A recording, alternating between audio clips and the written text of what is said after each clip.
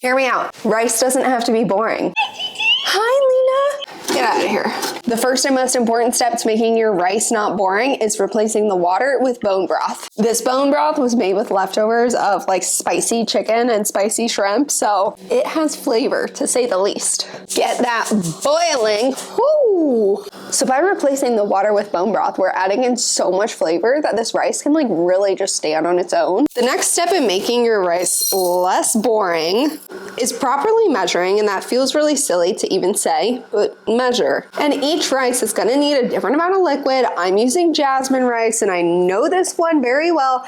It's a 2-to-1. So I have 4 cups of bone broth. We're doing 2 cups rice. 2 cups. And in case you're curious, we're rinsing this to get all of the excess starches off of it, so then it won't be like gloopy. Each rice will be its own individual little piece of rice. All right, we got a rapid boil. So it's time to dump in the rice. I like to just stir it, because if it's all just in a mound, it's gonna cook in a mound, and that's like not what we're going for. It is already boiling again around the edges, so I'm gonna turn this lower. Like that's medium, that's low, that's medium low. I want like, a quarter. Let's ignore the fact that my stove is dirty. The lid is going on, and not even like at an angle to let steam escape. The lid is just going on. And I'm not gonna lie to you, I never time my rice. I just don't. I just like check on it. But for the sake of the video, we're gonna put a 10-minute timer on.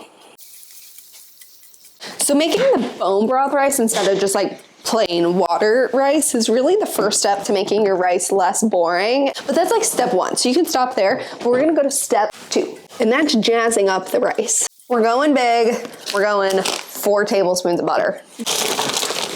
I'm adding a couple tablespoons of pine nuts, which just so happens to be all the pine nuts I have. And the same with slivered almonds. You don't have to use both, but the combo is good. The little timer just went off, even though it's still like clicking, but anyways, let's check on the rice. All the grains are separated, but it needs more time. So for the sake of timing things, we're gonna add 5 more minutes. And back to this. Pretty much immediately once the butter starts melting, just like move it around and try to coat the nuts so that they don't dry toast. To add some flavor and color, we're gonna add some parsley. And I chopped the whole thing, stems and all. Gonna be honest, I totally just like forgot that this was going. So that's done. I got carried away trying to get the perfect parsley shot, but kind of perfect timing because the rice is done. So this is just gonna go right in. Just give that a little mixy mix. Sorry, little guy, but that pine nut is way too cooked. Nice, nailed it. It smells so good. And this is how much parsley I'm using. I'd say that's like 3 tablespoons. And it goes right in. Something about herbs just like tricks my brain into thinking that I'm eating grains. Like I can have 0 vegetables on the plate, but if there are herbs, my brain thinks it's eating vegetables. And don't come at me, I like vegetables. And the last addition to make your rice not boring, and this one's probably gonna like ruffle some feathers, is the addition of raisins. Don't judge it before you try it. I guess if you like hate raisins, you can skip them. I'm also using golden raisins, I should specify. The purple ones, maybe not so much, but golden raisins, perfect. It's like a 4th cup. The warmth of the rice like heats them up and they kind of get a little smushy, like they get almost rehydrated and softened. So they're not that like gross, sad, boring raisin that you remember.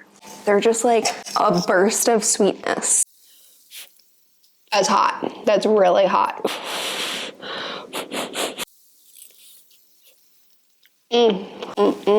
Delicious. Need salt. Oh my God, but the raisins. Look at that. So good. I love salt.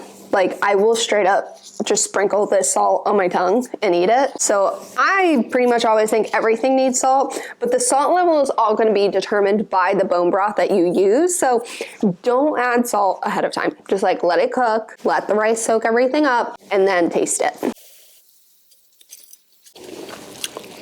Now it's perfect. So that's it.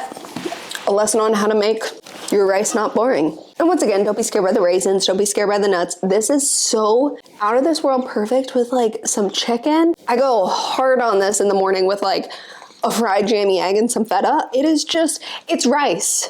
Use it however you would use rice. Okay, thanks for watching. Like and subscribe, please. Thanks.